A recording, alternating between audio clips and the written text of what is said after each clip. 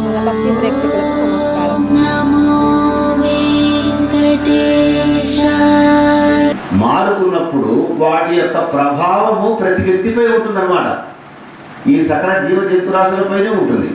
అందుకని ఎవరిది ఎప్పుడు ఏం జరుగుతుంది అనేది తెలుసుకోవడానికి భారతీయ ఋషులు దాని మీద ఒక పెద్ద పరిశోధన చేసి దాంట్లో నుంచి వచ్చినవే అనేక శాస్త్రాలు దానంతా మ్యాథమెటిక్స్, ఏదో బుట్టి పుట్టుకం కాదు.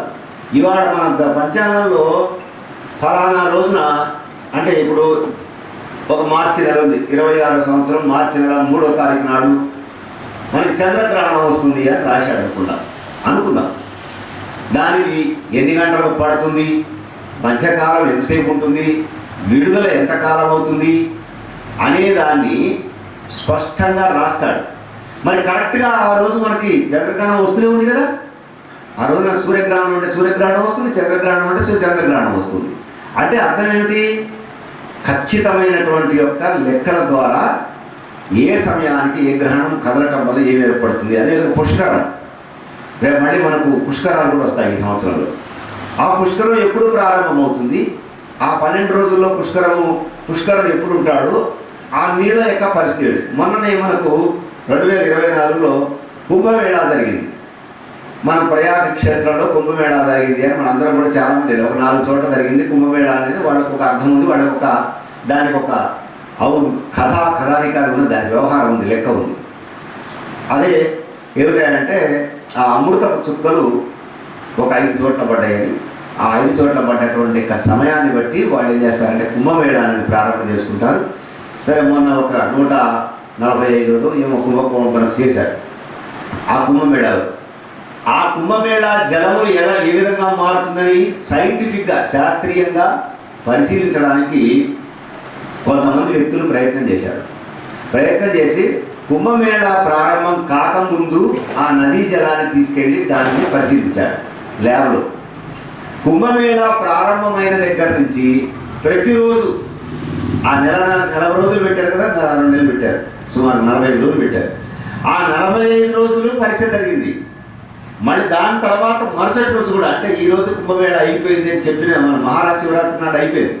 మహాశివరాత్రి నాడు అయిపోయిన తర్వాత మళ్ళీ కుంభమేళాలో జరిగినటువంటి యొక్క ఆ గంగా నదిలో ఉన్నటువంటి యొక్క జలాన్ని మళ్ళీ తీసుకొని పరిశీలించారు. ఇట్లా పరిశీలన చేయటం వల్ల పాజిటివ్ వేవ్స్ అన్నీ కూడా మనం ఏదైతే సమయం చెప్పామో ఆ సమయం మధ్యలోనే ఉన్నాయన్నమాట. అంటే ఆ జలాలలో ఒక మార్పు వచ్చేసింది, ఆ ఔషధ విలువలు మారిపోయినాయి. అందుకని అటువంటి జలంలో మునగడం వల్ల ఆరోగ్యవంతులు అవుతారు.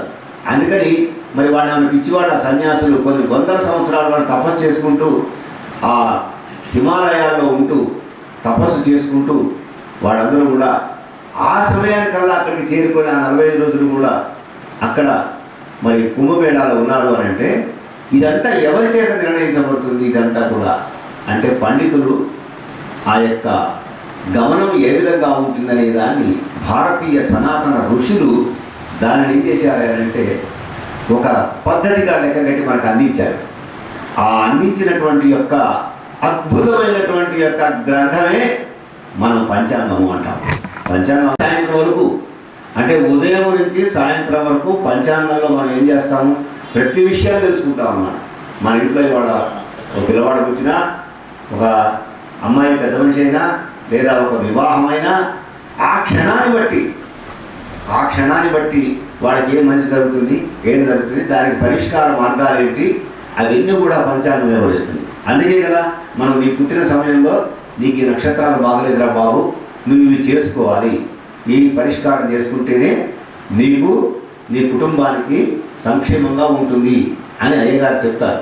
చెప్పినప్పుడు తనకున్నటువంటి యొక్క స్థాయిలో తను ఆ యొక్క కార్యక్రమాన్ని నిర్వహించుకుంటారు మనవాళ్ళు. అందుకనే మీరు ప్రపంచంలో వేరే ఏ దేశాల్లో కూడా మన విధమైనటువంటి యొక్క ఆ విధానం లేదు. ఇది కర్మభూమి అన్నాడు. అందుకే ప్రపంచంలో నువ్వు ఎక్కడైనా పుట్టచ్చు, కానీ భారతదేశంలో నువ్వు ఏ మూల పుట్టినా కూడా నువ్వు ఈ కర్మభూమిలో పుట్టావంటే నువ్వు మోక్షానికి అర్హుడివి అంటాడు.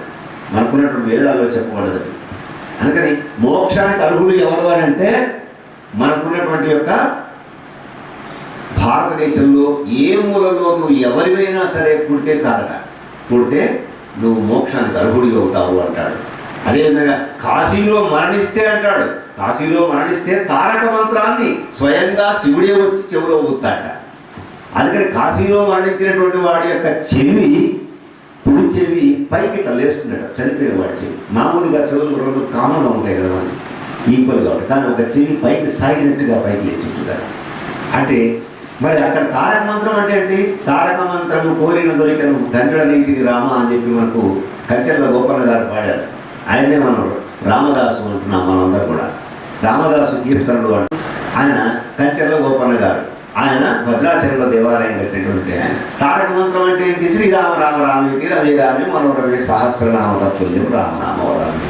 అదే తారక మంత్రం అంటే. దాన్ని మనం శ్రీరామ రామ రామేతి అని ఎవరు, అందుకని మీకు అక్కడ మనకు ఈశ్వర వాచ అని ఉంటుంది. అక్కడ ఈశ్వర వాచ అంటే ఈశ్వరుడు చేత చెప్పబడదు. ఏమని చెప్పబడ్డాడు? ఆయన ఏమని కూరుస్తున్నాడా అంటే ఈశ్వరుడు శ్రీరామ రామ రామేతి రమే రామే మనోరమే. ఎప్పుడు కూడా ఈశ్వరుడు తపస్సులో నిమగ్నమై ఆ జపమాల తీసుకొని ఉంటాడు అనమాట. మనం మనకి వైరాగ్యము అని అంటే ఏం చెప్పాలంటే శివుడి ఏం అవసరం లేదు భూమి మీద, అక్కడ కూర్చుంటాడా. అక్కడ కూర్చున్న వాడినే మనం ఏమంటామంటే వైరాగ్యంతో కూడుకున్న వ్యక్తి అంటాం. ఆ వైరాగ్యంతో కూడుకున్నట్టు కూర్చొని ఉన్నాడు, జపమాల తిప్పుతూ ఉంటాడనమాట. ఆ జపమాల తిప్పుతూ ఉన్నటువంటి ఆయన శ్రీరామ రామ రామేతి రమే రామే మనోరమే సహస్రనామ తత్తుల్యం రామనామ వరాలని అంటాడు. అందుకని ఆ రామనామం తారక మంత్రాన్నట శివుడు ఉపదేశిస్తాట. కాశీఖండం అనేటువంటి ఒక పుస్తకాన్ని కనుక మీరందరూ చదివినట్టయితే అద్భుతమైనటువంటి ఖండం అనమాట.